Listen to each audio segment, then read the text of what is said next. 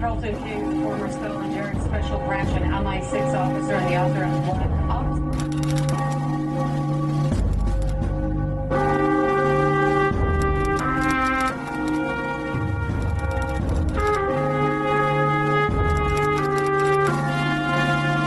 I was undercover for Special Branch in the jihadi organisation.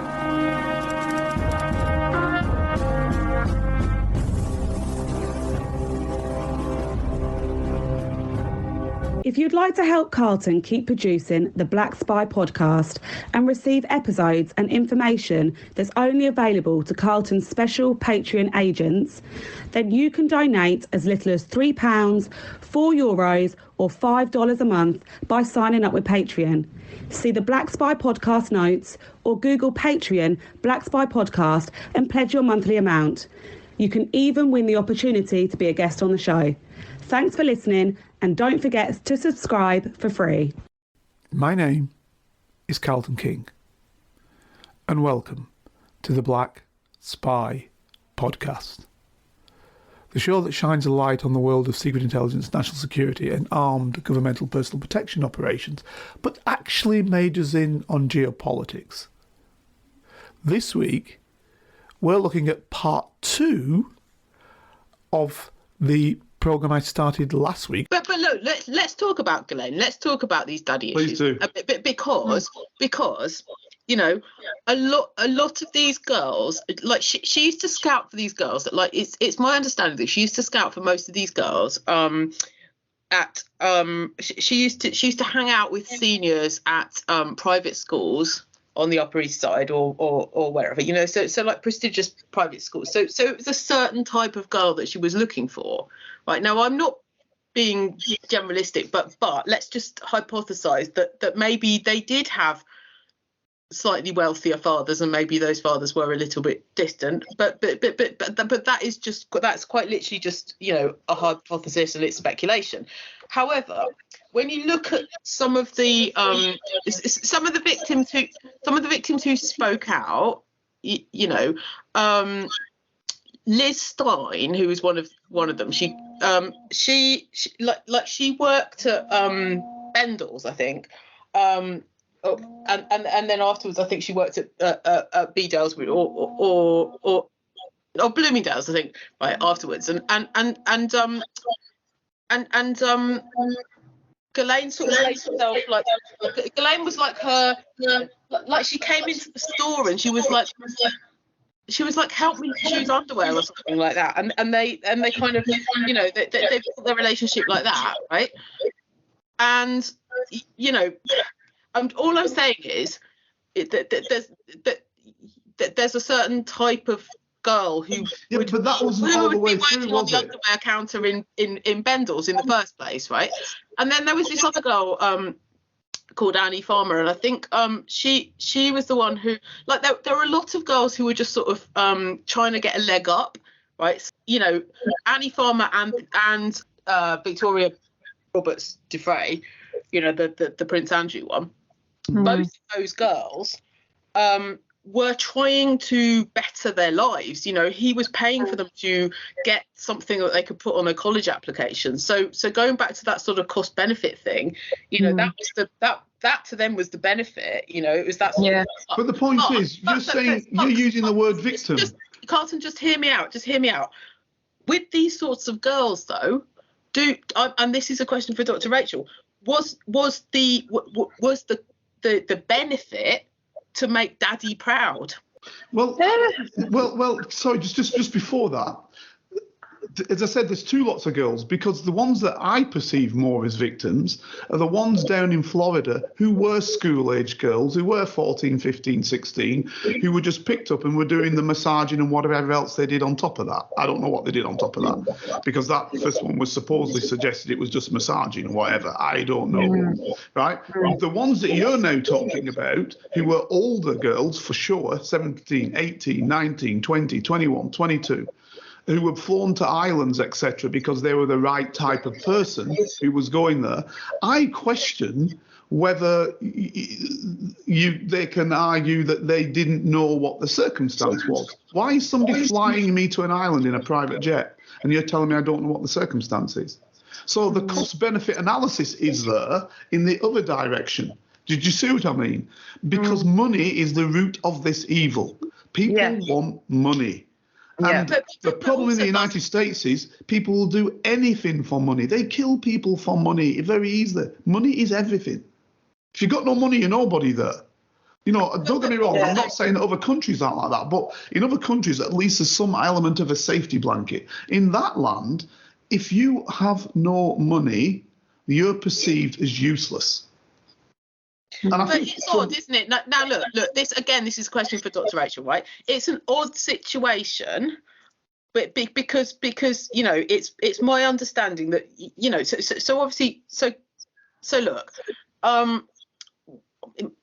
Gishlaine found these girls, made the initial introduction, brought them, and whether or not they were just coming to, you know, to get cash and for a massage on one side, or whether they were playing the long game and taking them to parties. And, you know, I mean, you know, Virginia Roberts sort of said, you know, they used to take her to Tramp nightclub and they used to just get her, buy her outfits and buy her shoes and handbags and all the rest of it. And you know, so whether it was just the cash in hand for that massage or whether it was the long grooming, the fact that Gishlaine was the conduit is slightly unusual, isn't it?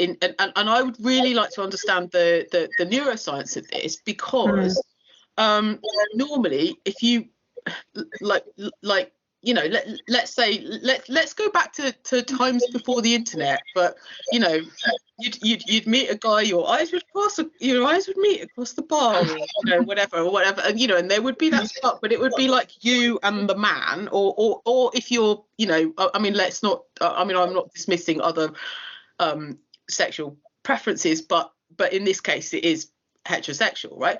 But like, you know, your eyes would meet or whatever, and it'd be, but in this case there is the let's just say in inverted commas the madam involved. But that's quite, I would really like to understand what's going through someone's head when they see. I don't think that's abnormal. I don't think that's abnormal. You're Rose West. I'll just give you a couple of names. Rose West, the Moors murderer, Myra Hindley. There's loads of them. We just know the ones that are famous. There's loads of them. That conduit happens often. It's not abnormal. So the question is, why? And that's what Dr. Rachel needs to understand. So Dr. Rachel, like just if I can just add my last thing in, right? If someone's got daddy issues, like, you know, then is the madam sort of, you know, are they sort of, is there a bit of their brain that's kind of going, oh, I'm just going to sort of circumnavigate the madam and get straight to daddy? Well, first of all, daddy issues, you know, this comes from Freud, like with the father complex. Now, I'm not really a Freudian fan because he based all of his theories on like literally 9 case studies. So, you know, and they stayed in sort of popular view, but, you know, I want to sort of flip that narrative that maybe the girls didn't have daddy issues. Maybe Epstein and Gishlaine targeted younger women because they might have self-esteem issues. They might have not be able to stand up for themselves. They might, you know, have confidence issues. So they deliberately targeted younger women who would be easier to control, you know, and, you know, we live in a society where women are actually judged by how they look, you know, rather than what their substance is. And, you know, it would be very easy to manipulate, flatter and befriend girls like that because of the, you know, powerful influence that they had. You know, whether these girls had issues around attachment, because daddy issues, it's really attachment issues. So I'll just give a quick brief overview of attachment, that basically before we are 18 months old, we have laid down the blueprint schema, as we call it in psychology, of how we relate to other people. We lay that down before we even realize that we are separate from our primary carer. And this tells me that we should actually live far better than we do, because we're meant to be able to trust our carers. We're meant to be able to know that our needs will be met. We're meant to feel safe. We're meant to feel secure. We're meant to feel loved. If we do not have that before 18 months old, then we are more likely to have attachment issues as we grow, because we, might not have had our needs met. We might not have felt like we were safe and secure. And that goes through until we sort of process all of that and decide, no, I don't want to have that kind of attachment with people when we're adults. So it's not daddy issues as such. It's primary carers and all adults around us issues that we develop before we are 18 months old. We start with our attachment processes before we're even born. And that's the issue here. How we live as a Western society, how we live in families, how we normalize abnormal behaviors, how we think that's, and one of the primary messages that we get given all the time is that you should be independent. Independence is best. Do things by yourself. And that is not how we should live. We should be contra-dependent, that, yeah, I'm okay by myself and you're okay by yourself, but together we can achieve great things. We don't want independence. We don't want codependence. We want something in the middle. And so a lot of what has been allowed, what has been enabled, the narrative, it seeks to blame and victimize certain, people and trying to understand that. And it goes back to, something that Carlton said and I alluded to, is that really underneath all of this, the real issue is the West relationship with money and the status that gives you, and how power and influence can be used to manipulate people and get what you want. That's the story here. Exactly.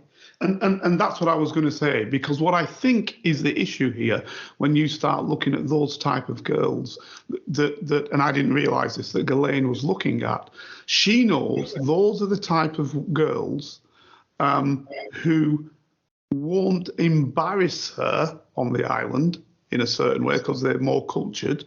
Because you could get some rougher person, but no, they're more cultured. But they're the type of girl who wants to make it. Now, you could be the type of boy, if you want to use it in the male arena, but in the female arena, because the United States, particularly around that New York, etc. area, what you're getting is go-getting, thrusting people who all want to make it to the top, be the top trader, blah, blah, blah, blah, blah, right? Now, how do you do that? How do you achieve that? Well, what better than to go to an island where everybody there is the wealthiest people in the world or the most powerful people in the world politically, industrially, etc., right? And they're on that island. This is my ticket. I don't think these people are going there not knowing anything. I think these people are going there saying, this is potentially my ticket. And I'll spin this from Epstein all the way across to Italy, right? And you can see exactly the same thing going on in Italy at the parties of a very famous man who was a prime minister who's now dead, right? People knew where they were going to, right? Because there you would hook up with the wealthiest people in Italy and beyond, right? Now, I'll just give you a little story on that. The parties which the prime minister, one-time prime minister, had, and again, I want people to look up these things, so that's why I'm putting it in this sort of veiled area. Also, another individual had parties, and he was an individual who was at one time a KGB officer. And subsequently, obviously, when the Soviet Union fell, he then became one of the oligarchs, and he also had his own place in Italy and had big parties. Now, all I'm going to say is this. A certain foreign secretary who later became the Prime Minister of the United Kingdom went to one of these parties, and I ran the foreign secretary's team. Right? And I know wherever the foreign secretary goes in the world, he receives protection. Okay, from his team. I was the team leader. I was the commander. I know exactly what goes on. Apparently, this is obviously after I left the game, years after, this prime minister dismissed his team, right? This at the time was the foreign secretary, dismissed his team and went to this party himself. Who does that? Why do you do that? Because you know what's going to happen at the party. You've got it in one, right? Yeah, I leave you it know what with you. witnesses I want to it. people, Yeah. I want people to look it up. I want people to see who we're talking about. But this is what I'm saying. This is how this thing functions, right? So neither the participants going to the parties, whatever they're doing there, and the entertainment, whatever that entertainment might be, could be man, could be woman, whatever the entertainment is, they all know what the score is. Right? Well, actually, okay, all right. So look, this is The media, sorry, I just got to put my media bit. The media makes nothing of those stories, and they are factual. Yeah. well, completely actually, okay. Well, okay. To flip this the other way, though, all right. I'm going to park your question till we've spoken about this. All right, let's talk about Prince Andrew then. Yeah. Right now, look. Virginia Roberts, okay, said on record in her court case, she said that she was told, she was briefed that he would know a lot of truth. He's in a bad space right now. He might be valuable, right? She like her first date in inverted commas, I suppose, Gishlaine and Epstein took her to Tramp's nightclub, and then afterwards she performed a sexual act and was paid $15,000. So she knows what she's doing then. Yeah. The second that then she was invited to the New York mansion, and apparently there was an orgy. But she was like, look, whilst she might not have been whilst she might not have been as shrewd as Jeffrey Epstein about what was going on, I certainly think that it's my opinion that she knew what was going on. She did. And what the agenda was, right? Because at the end of the day, right, why would you, I know that Gishlaine went to Oxford with Prince Andrew, right? But why would you bring him into this unless you wanted to blackmail him or have some sort of... The other question is, why would Andrew go into this? Because also, like, look, let's just circle back with Prince Andrew. I mean, like, when he split up with Sarah Ferguson, right? The media line was that he was gay. I've never heard that, but okay. And she was that published in the media, Fergus? Was she? Well, I mean, no, Fergus. No, this is you're getting the insiders now. Was that ever published in the media, or was that just what you guys were talking about? Yeah. So the rumours started when Sarah Ferguson, the Duchess, at the time the Duchess of York, admitted that she'd had an AIDS test. Newspapers, it started with a French newspaper, but other newspapers printed a story that speculating that Prince Andrew had AIDS, and they put 2 + 2 together and equaled 5. The palace categorically denied it, but the stories haven't gone away. It's interesting because the palace took action on the Maxwell situation, but at the time they categorically denied the homosexual allegations. He was called Randy Andy in the papers at the time, and there's no conclusive evidence, but it's still something. It will always be a media undercurrent. Beautiful. Yeah. View this is a bunker, right? So Prince Andrew divorced his wife. Mm-hmm. She she sort of exited royal life. He obviously had his daughters who were growing up. Mm-hmm. And it's like it's sort of publicly touted now, for better or for worse, because I think it's quite a damning thing to say that Andrew was the Queen's favourite son. Yeah. And then, as a result of all of this, he's obviously stripped of his titles and all the rest of it. But would you just, and I'm asking this to you, Carlton, right? Because if someone had asked you back in the day when you were protecting royals to protect Prince Andrew, would they have given you a different brief? Was he already a loose cannon? Was he already volatile? Was there some dirt or some darkness that people were just waiting to expose that your world knew about? Or was this just speculative? Right, so I always lay my cards straight out. I never protected royals. Okay, so in Great Britain, the people who protect our most privileged individuals, so the most senior politicians, prime minister, etc., foreign secretary, and visiting politicians who come, and indeed visiting royalty who come to Britain, was the special branch, and it subsequently became SO1. That I was a special branch officer, so that's what I did.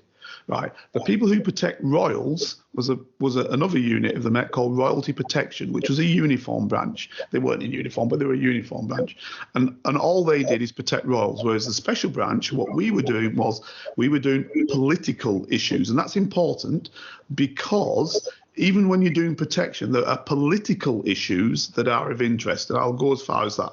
Now, no, okay, in the Soviet bloc times, if you were protecting, example, the the Cold War, East and West, if you were protecting, let's say, the Czech prime minister when he came to Britain, you were also looking for opportunities of intelligence, right? So that's why you were there, right? Royalty were not doing that. Royalty were just protecting British royals, okay, and they were just protecting them as bodyguards, right? That was their role. I didn't do that job. The times I've worked with royals is when they needed additional intelligence. So I worked with, example, Prince Charles, now the King. When he went to Saudi Arabia, they needed an intelligence officer who was looking at how he could be killed in Saudi Arabia. So that was my job, to work with them to prevent that happening. So I never worked with them. But from my knowledge of what they know, they would be protecting them. And the problem is that royals are born to power. All the politicians and everything else are not born to power. So what you get is you get a position whereby they think nothing of these people who are protecting them. And the problem is the people protecting them don't really lay down anything to them because they're frightened of losing the job, because they're going back to uniform. If you throw me out of the protection side, which is A squad of special branch used to be, I'm going to do all other special branch work. So it doesn't matter to me. And in fact, I joined special branch to be an intelligence officer, not a protection officer. So you see what I mean? For me, it doesn't really matter. So I will lay down the law of a prime minister, and I'll say, you listen to me and you do what I say. They will never say that to a royal, ever. So this is where you get your problem. So these guys will not be saying anything, doing anything, briefed on anything. They're not intelligence officers. That's not what they were doing. They were basically bodyguards, right? So in answer to your question, it is highly unlikely that they've got any knowledge. They will see things, absolutely. They'll see things, but they'll keep it because they want to stay in that role. That's the way that works for them. Because, and I won't name the royal's name, but I'll give you one example of what a royalty protection officer told me. And this is very interesting. He said they were at Balmoral and they were there, and obviously whilst they're there with the royals, they're around the royals, even if at Balmoral, because you're walking about, it's an open area. And they had a great night the night before. The individual got drunk, bit worse for the wear, let's say, and he was all friendly with the protection team. So in the morning, where the protection team is in Balmoral, they have their place underneath. They're all quarters upstairs and those underneath. In the morning, this individual came down to their quarters, highly abnormal. And he came in and he said, "Good morning," right? And they said, "Oh, good morning, sir," because they call them sir and all that. "Good morning, sir," or "Your Highness," whatever they call royals. "Good morning, Your Highness." And he said to them, "I'm not talking to you, I'm talking to the dogs." Right? Now, he was putting them back in their place from the night before. Do you see what I mean? If a politician tried to do that to me, I'd say, "Wind your neck in, mate." Right? Who do you think you are? Now, if I paid a price for that subsequently, okay, I'm going to another part of the branch. I don't care, right? I don't think I would pay a price because the politician knows he's got to be relatively pleasant because there's a fear. He's just a politician. There's a fear that he might even lose his role. But these guys aren't ever losing their role, are they? Do you see what I mean? They're never losing their role. They are what they are. They are royals. That's the difference. So I can see how they allow themselves to do whatever they wish to do because of who they are. And that's for you, Dr. Rachel, to assess how you think that would be. How do you think? If you're from a just one second on that, Fergus. If you're from a kid, the smallest kid you can see, you're told, these are my soldiers, this is my navy, this is my army, these are my police, these are my civil, these are whatever. If you're told, I run all this, what does that do to you as a human being? Oh, it makes you entitled.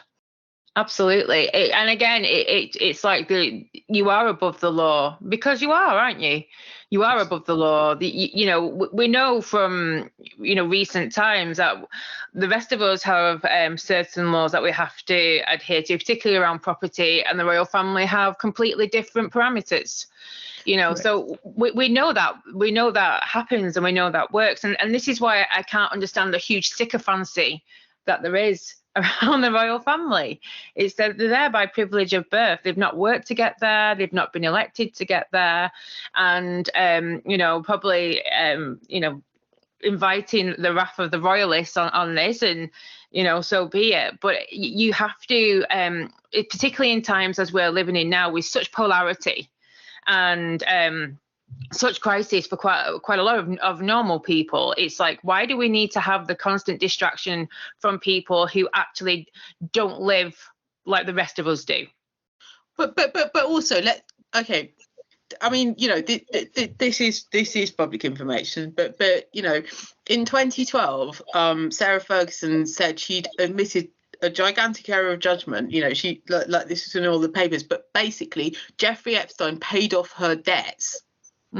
Like, they'd been divorced since 1996 or something, right? But she owed millions of pounds. I'm just laughing, at that. Oh, that was such a bad judgment call.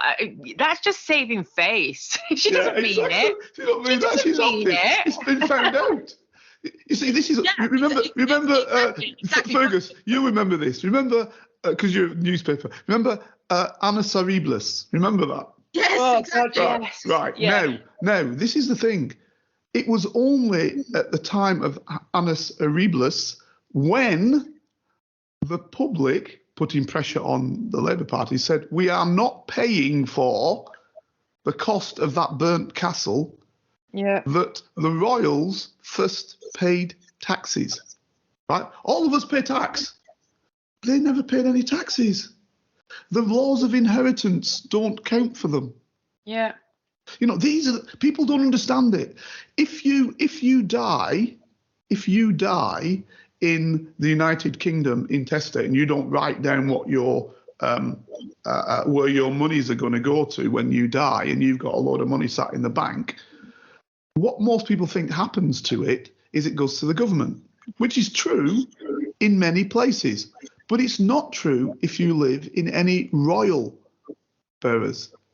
That then goes to the royals. This is the craziness of our system. Nobody mentions it. Shh, keep quiet. Yeah. So really, like, I'm being flippant and I'm making a joke here, but I am being flippant and making a joke. But they might have been better, like, murdering people than going into a sex scandal in order to raise money. I disavow all what you just said. but it's interesting though, because as you say, Dr. Rachel, this is a big question, actually, the bigger question than Epstein, a bigger question than Ghislaine, the bigger question: why do people wish to hold on to people like this? Particularly royal. Why do people wish to hold on to royals? Why? What is it? Because they want to believe. They want to believe the narrative.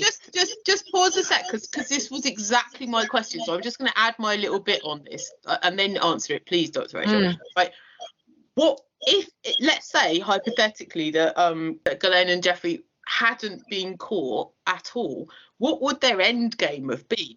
Well, I think the end game is just literally to carry on as they were and get all this information and use it to gain more power. Hubris is seductive. And people discount that. So the ability to be powerful and to gain more power is actually so seductive and addictive. It's the same parts of the brain as when we get addicted to gambling, crack cocaine. It's the same part of the brain. And yet we do not consider people who are hubristic, who collect power, to be hoarders in the same way as other people who hoard things or become addicted to things. And this is because of how we view things in society. And Carlton was asking about why are they attached to the royal family? They've been conditioned to be attached to the royal family. Yeah. And some people are more influenced than others. Some people need to have a purpose and they don't have one. So, luckily the society provides them with a purpose. Some people might have liked the deceased queen. She was a big part of people's of lives. But whether people want to understand this or not, we live still in a feudal society. We still do. And therefore, the very much the conditioning, the brainwashing, the mind control is that you have to have people who are above you. That's how we function. And look how we've progressed in time. Look at what you are allowed to do now. Look at these, certain individuals who they've made it good. They've become a billionaire. They've done it. And the supposition is that if they've done it, everybody can do it. Well, no, everybody can't do it. Yeah. And we need to stop saying that. We need to stop allowing people to think that because one individual has made it, that it's fair, that we live in a meritocracy. We really don't. Perfectly put. Sorry, Dr. Rachel, because I want you to continue, but I have to say this because you just jogged my mind. It's basically, remember when President Trump was voted in? There was a big controversy about a fella called John the Plumber. I don't know if I watch a lot of United States stuff as well, called John the Plumber. Now, what this plumber was, John, he was basically saying he hated the Democrats, which for that read Mrs. Clinton. He hated the Democrats because they were going to stop entrepreneurialism. Mm. Now, the plumber said, I can earn 60,000, I can earn 100,000. He never earned 60,000 in his life, right? Mm. But the belief that he could earn 60,000, right? Yeah. And be like President Trump and be a billionaire, whether he's or he isn't, be like President Trump, was the thing that made him wish to vote that way. So that was the interesting part. I'd like to look into that psychology and tell me why a bloke who's never made anything like 30,000 thinks he can make 60, 100, 600,000 and be like President Trump. Yeah. Because the psychology behind it is that we desperately want to look outside of ourselves for some kind of savior. This is why I hate hope. I hate the concept of hope. I really do. I try not to use it in my everyday language because hope it's destructive. You're looking for something outside of yourself to be your savior and to actually make things better.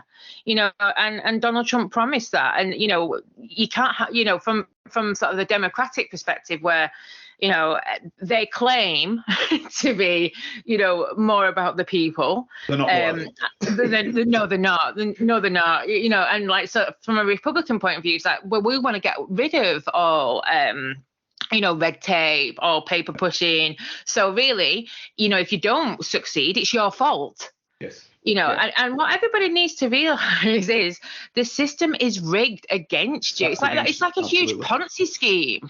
It's a massive Ponzi scheme and it's rigged against everybody. And occasionally they'll allow one seemingly unknown to rise. And then when you look into their background, they've got contacts somewhere. It's like everybody thinks that Richard Branson was a market trader. Was he? Look into his family background. Look into his family. He was not a market trader.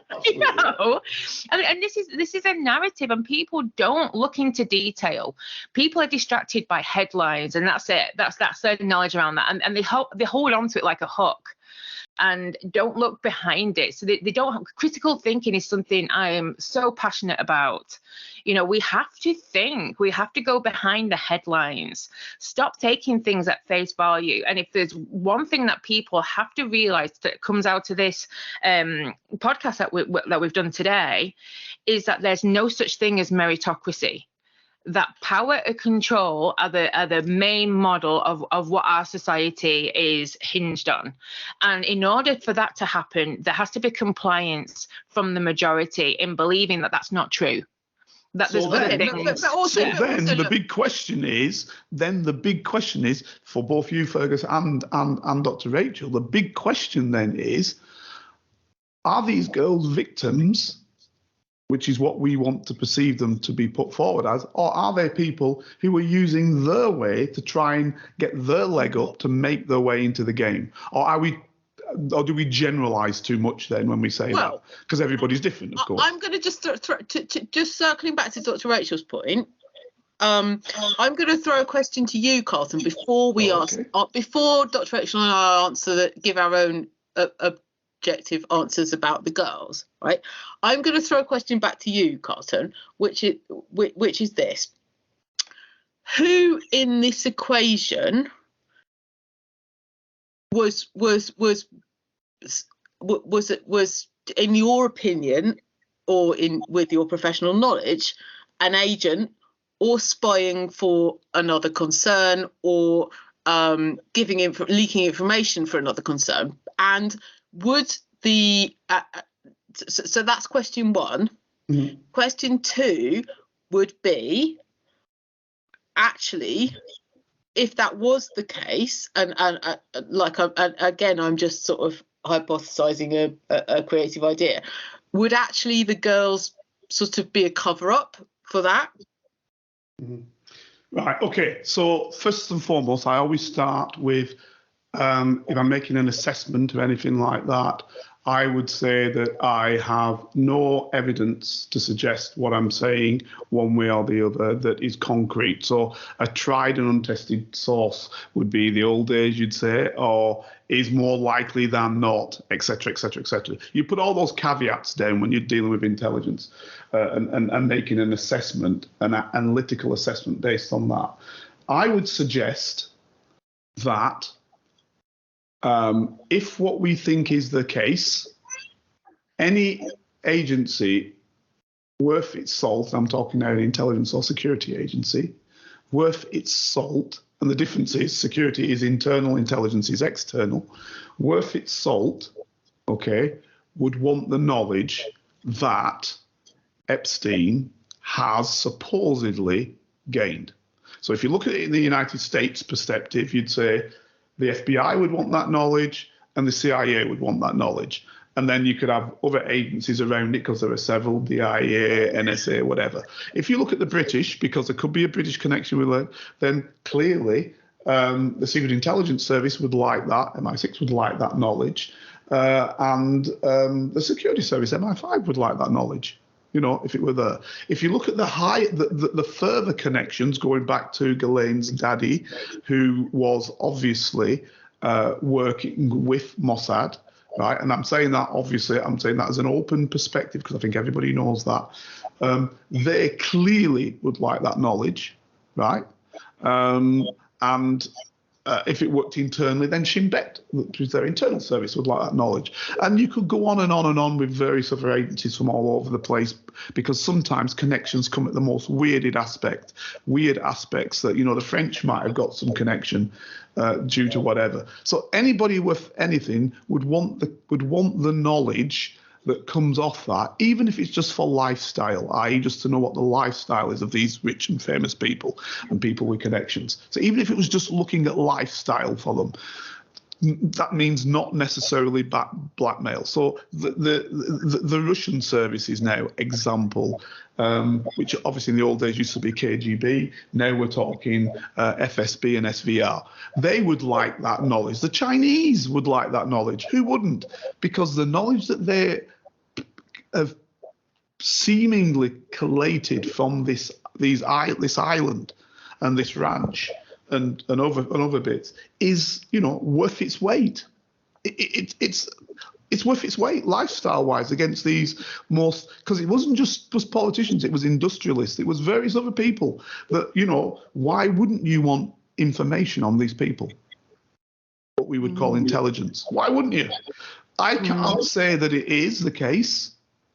I can't say it is the case. I don't know. Maybe they're just doing their own little criminal scheme. But what I suggest to you is going back to that, what I said, the first time he was done for doing the girls down in Florida, the first time he was done, that prison sentence looked highly abnormal to me. I'm not going to say it's never happened before, which was your question, Rachel, but it looked highly abnormal. And the words of that guy who said it, right, the prosecutor, was also something that tells me a little bit more. So that's what I'm saying there. Now, Ghislaine, I put this to you now. What does she know? You could ask yourself that question. And how safe is Ghislaine? Right? I would presume she doesn't know as much as Epstein because she's still alive. We don't know, do we? We don't know if a deal's been done, do we? Maybe she's out in 3 years. We don't know, do we? Well, she's certainly not been afforded any of the luxuries. Absolutely. That he, and even to the point where she looks in pretty poor state. But what I would say, Rachel, is this: Epstein is dead, right? If you're alive, that's a bonus. So maybe what they've said is keep your powder dry, and in 4 years, when everybody's forgotten, you walk out, there's, a couple of mil sitting there for you if you need it, and everybody's happy.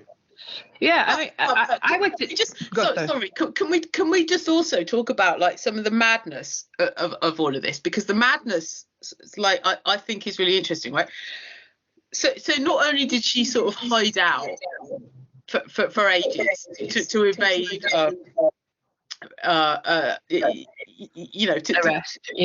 To evade arrest, but I mean, to evade, she went off grid practically, didn't she? So not only is there that, but I also between Jeffrey Epstein's sort of first arrest or maybe it was after when he was, but I think after his after he's found hanged, she set up this weird charity to protect the oceans or something. It was called the Taraman Project or something, and she basically sort of aligned herself with protecting the world's oceans. Let me put something to you as a suggestion. I don't know. Let me put a suggestion to you. The best way to keep yourself alive is to be in the public. Right? She sets up this charity, let's argue, and a lot of people think, oh, she's doing a great job. You've got your, the later version of the Rainbow Warrior type individuals. You've got your people who believe in saving the environment. Now, that's quite a vociferous body if you want to keep yourself in the media so things can't happen to you that could potentially happen. But I mean, honestly, Carlton, right? She did a TED talk about saving the oceans, right? And then she was on. She went to like UN, it makes sense to me. Like the equivalent of of like the COP conventions. Like she went to. She sat on like government policy and international like. Makes sense to me. Yeah, it makes sense to me as well. Like the sort of the redemption and atonement element. But I also remember at the time there was an attempt to actually position her as a victim. Yeah. As if she too had been victimized as being part of this inner enclave, and it had started because she'd been victimized by her father.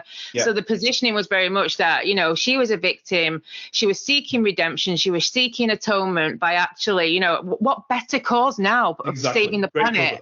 Yeah, saving the planet. Let's get Greta involved. Let's get Greta involved. Who doesn't like Greta?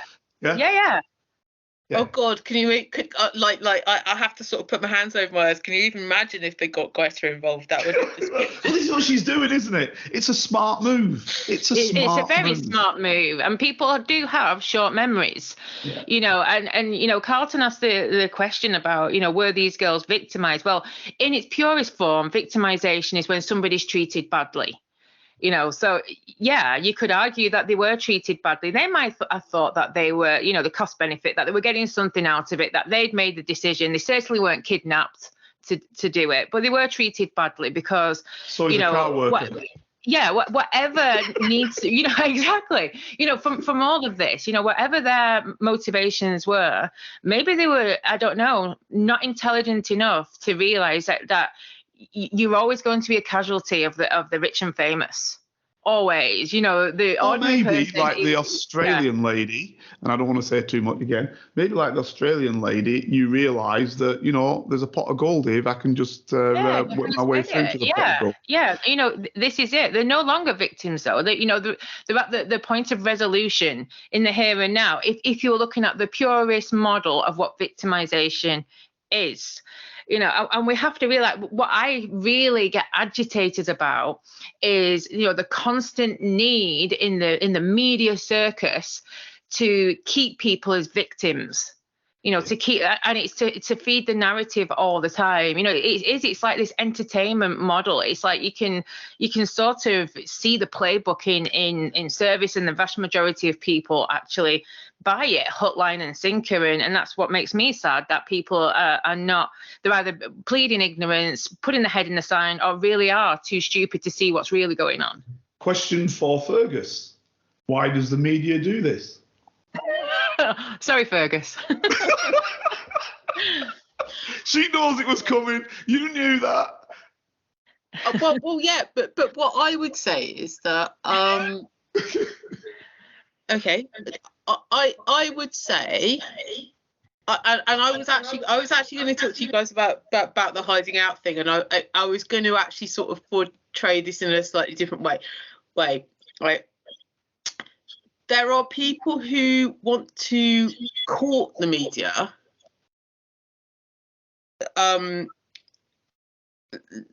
whether it's consciously or subconsciously, right? If you wanted to stop a story, it's really easy.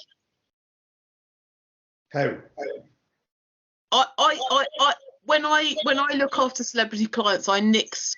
It's called nixing, but like I stop stories all the time. I stop images all the time. I take things down all the time. Right? How? Explain. I mean, don't give your secret away because that's what your work is. But how can you do that? It's not a secret. It's not a secret because it's my job. You know, I call the editor. You know, just remember that. Different to 1991 or you know, since Leveson, since the Leveson inquiry, and remember that I you were there at Leveson. I was there. You know, I was there. We do need to do that, by the way, at some stage. Yeah. See, she's gone quiet. See, Dr. Rachel, you are my witness. She's gone quiet. I haven't gone quiet. I'm answering your question. Right? Since the it was a lot dirtier back in the day, right? But since the Leveson inquiry, there are a lot more processes and systems in place. But even before, people don't even realise this before. But even in Maxwell and Murdoch's days, right, you still have to get things plausibly past the lawyers, right? You couldn't, like, if you were going to reveal a scandal, you'd still have to get the lawyers' buy-in before you could actually publish it, right? And they knew that. you know, and they were called to account on loads of occasions for that, and we can talk about that at length if you want, right? But the thing is, if I said to you, right, I am, you know, and you're an editor, and if I said to you, right, I'm representing a celeb, and they said this, right, and you're an editor, and then you take this, and you make 2 + 2 = 5, and you run with that, right?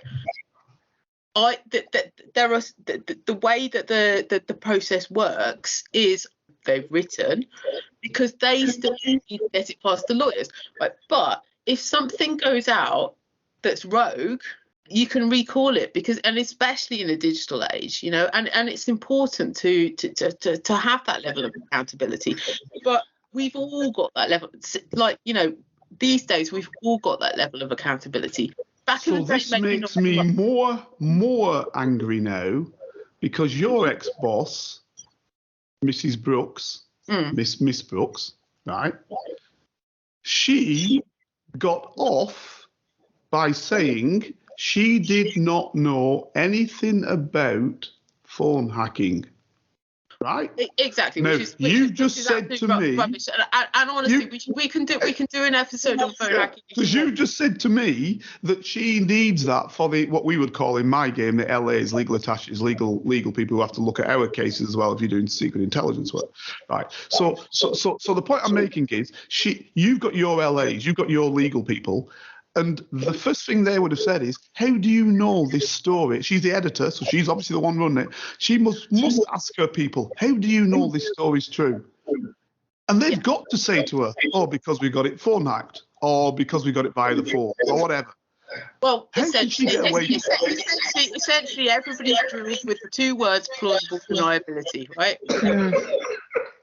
So look, Carlton, we can talk on another episode about stealth tactics to get stories if you want. You know, it's interesting because actually, like, phone hacking was the tip of the iceberg, really. I mean, you know, like we'd be sent to parties with handbags that had audio devices in them, or we'd be like mic'd up to try and get a certain celebrity in the toilet, or, you know, whatever, right? You know, that was a whole different world, but you'd still have to get it past the lawyers. So all I'm saying is, whilst it's underhand, and that's, you know, to be honest, tabloid culture, that there was still a level of accountability. And what I feel like it would like when I look at, for example, when I look at when I look at Jeffrey Epstein and his mansions and having them all rigged up to, you know, to video cameras and tapping that information, right? That sort of information these days, because of the way that it was sourced, wouldn't get out unless it was in the public interest. Yeah, no, absolutely, because they say it's illegal, illegally recorded, etc., etc., etc. Yeah, understood. But we're not talking about that, are we? We're talking about the people in my game using that. That's what we're talking about. Yeah. That's my belief of it. I don't think he's blackmailing people on his own behalf as a general rule. I think he's in the game. I completely agree. Right, so look, right, to circle back and actually answer the original question, but also just take it back a bit further, right?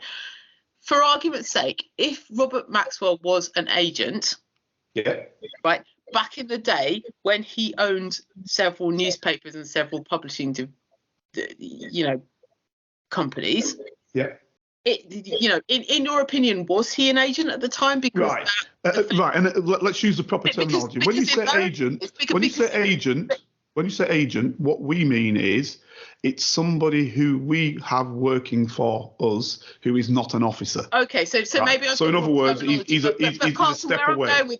Where I'm going with this question, right, is back when he owned those newspapers, if he was supplying information to other people, then that is something that actually, this was pre-Leveson, and this was pre a lot of other things, a lot of other sort of legal markers and barometers, right? So that would have actually been a massive impact on the news agenda if he was.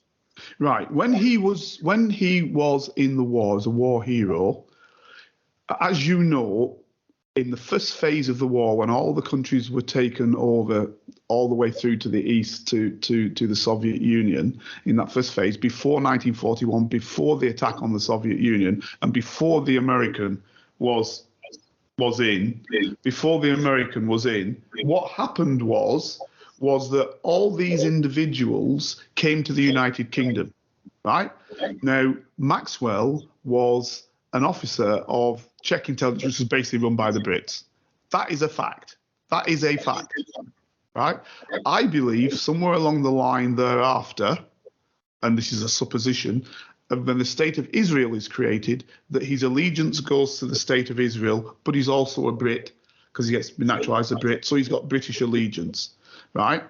And the point is that the Springer thing was his, wasn't it? I believe that money, and I'm not right. This was open, provided as open, whether it's fact or not. Let's just say it was given openly that he got the monies to do the first bit from, they said, British intelligence. Well, read for that, MI6 Secret Intelligence Service. So he is connected, for sure. He's connected. But I think he's stronger connected to the state of Israel. My mind, that's my perspective. And hence for that, read Mossad. And so those are the connections there. Because he was clear, and he did make it clear. And in fact, he's buried in the Hall of Martyrs, isn't he? Back in Israel. So that tells you right there where you sit. So yeah, agreed. So what I'm saying is, this guy was connected with a lot of different intelligence agencies throughout his period of time. And yes, that information he's getting in his newspaper from people like you, I would suggest is going back to the people, to the Israelis example, who will use that for their own interests.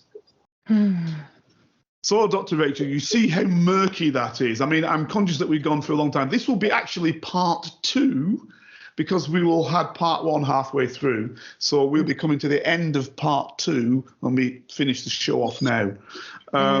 It's been incredible. Again, your insight is super on these sort of fundamentals. The only thing that I would say from my perspective is I don't know what's normal. And maybe one day we're going to have to look at a show that says what is normal, because I don't know what it is. I just think it's an amount of allowances in a society at the time, in the place you were in within the society, in opportunities that are provided to you within the society to do what you wish to do. And obviously wealth is one of those factors. The richer you are, I believe, tell me if I'm wrong, the more opportunity you've got to basically bring your fantasies, if you will, to life. Yeah, I completely agree, and I think that normally is such a subjective perspective. You know, for my own personal, I prefer the outliers. I love researching and talking with outliers, but I think normal for me is literally whatever is decreed as being allowed in the narrative. There's a lot of things that are sort of positioned as normal in our country in this day and age, which to me, for human beings, are extremely abnormal, but they are positioned as being normal. Good point. Yeah. But actually that is a really good point, you know, because we always say that we reference geopolitics, and, you know, should you change your geography if your normal compass isn't right? Good point. Well, I think from my perspective as a neuroscientist, and you both know that I sort of I've lived by my by my profession. I try to live as much as I can do. Is that we are not normal human beings in the Western society right now. We are not acting. None of us are acting normally as we should be, and I strive to sort of try and point that out to people, and that's why we have so much sickness, that's why we have so much unhappiness, and that's why the rich and the powerful continue to manipulate us, because it's constant distractions from what's really happening. Good point. Can I, just before we wrap then, can I just put something to you which will probably come into a future and we'll have you back again, Dr. Rachel. I heard the other day something that quite perturbed me, okay? And it perturbed me because I'm already seeing the decline of the West with everybody against everybody. Everybody's fighting everybody. I don't care what it is, gender, race, sex, whatever. I don't care what it is. Everybody's fighting everybody, right? Now, I heard that in a school, factual, in a school, that in the classroom, right, that there was in this school 2 wolves and a dinosaur. Mm. And there's a wolf, sorry, I got it wrong. A wolf, 2 cats, and a dinosaur. Mm. And the cats would speak to each other, going in the class, right? Mm. And the teacher apparently is not allowed to say anything because they are cats. That's their designation for themselves. They are cats, and they're allowed to be cats. Okay. Yeah. So when I hear this, I just think we can't look at it now. But if you can come back and speak to us on this issue, if you can, I know this is the case, but if you can investigate to see if this is a widespread thing, or if it's just various schools have taken it to extremes. But because people are allowed to say who they say they are, they're also allowed to be, cats or dinosaurs or wolves or whatever they want to be. Yeah. Well, yeah, Carlton. Yeah, if I could I'd identify as Jeff Bezos, but I'm pretty sure he won't allow me to have his money. Do you know what? So there's a limit with it, isn't there? Do you know what though? Through the pandemic, I did a little bit of work on this campaign called Knitting for Mental Health, and it's when you mentioned the wolves in this, where this resonated is that there's this story. It's like, I think it's I'm trying to work out which tribe it's from, but anyway, it is it's about how everybody has a black wolf and a white wolf sort of in them, right? And the gist of it is that yeah, okay, so it's a Native American. Yeah, it is. Yeah, it's Sioux. I think it's Sioux. I think I've heard it. I think it's Sioux. Right. Okay. So Jane George, right, who's Dr. Alex George's mum, set up this charity, and it's because her youngest son, Leah, committed suicide. And so she started this thing in the pandemic called Knitting for Mental Health. And I worked on this, I did some PR for them through the pandemic. Right, but the gist of it is, right, everybody in them, and I think this is a nice metaphor to round this off, everybody in them has a black wolf and a white wolf, right? And every day, and the story is that every day the black wolf and the white wolf meet at the corner of the edge of the forest to fight, right? And which one wins? I see where you're going. The answer is it's the one you feed. Right, yeah, interesting. So if you feed the bad wolf, he will win. If you feed the positive wolf, he will win. Yeah. Right. It's a nice metaphor to round it off. Yeah, and let me just have the closing remark in that the neuroscientist on this panel actually says it depends what environment the wolves are in, which one will win. Yeah, very good. Oh, make it complicated, but we love this. No, we love this. We love this, and you know, and goodness, there's you know, like I think we could do a whole podcast on the wolves. like there are obviously brown wolves and grey wolves and like every other iteration. But I'm a serious one on Dr. Rachel. I'm serious on the schools aspect because I know if it were me going back into my era. And the teacher had so little a grip, and it's not the teacher's fault, it's the system, had so little a grip that you're allowing people to be wolves and cats and whatever else and speak, that I potentially would have been taking the Michael and been, I don't know, a zebra or something. So the problem is that when does total freedom of will overtake societal requirements? So I'm leaving it there. That's what we're going to run to. I'm going to say thank you very much. I'll let you guys say it. No, thank you for having me back. I always enjoy our discussions. I really do. So thank you both for having me back in. No, it's always a pleasure, and I honestly feel like this debate will probably spark many questions. So just to say that we're always there in the comments, we're always there on the DMs. If anyone wants to reach out on LinkedIn, you've got our details. Just check in the chat, and we'd love to know what you think, because I guess my closing question is, should this have actually been a story that involved everybody at such a high level? Or if we are talking about the super rich, should this have been left to the mega rich? As I said earlier on in the conversation, should other people have been accountable? And third question, who do your listeners think was the ultimate criminal? And on that, ladies and gentlemen, thank you very much to the panel, and we'll see you again next week. If you'd like to help Carlton keep producing the Black Spy podcast and receive episodes and information that's only available to Carlton's special Patreon agents, then you can donate as little as £3, €4 or $5 a month by signing up with Patreon. See the Black Spy podcast notes or Google Patreon Black Spy podcast and pledge your monthly amount. You can even win the opportunity to be a guest on the show. Thanks for listening, and don't forget to subscribe for free. Here is a working class spy telling his stories, the secrets, the lives of spies. Feel free to message Carlton King on all socials and give this show 5 stars on Apple iTunes and subscribe so you never miss a single episode. For your ears only. For more than a quarter of a century, I was a member of Her Majesty's Secret Intelligence Service.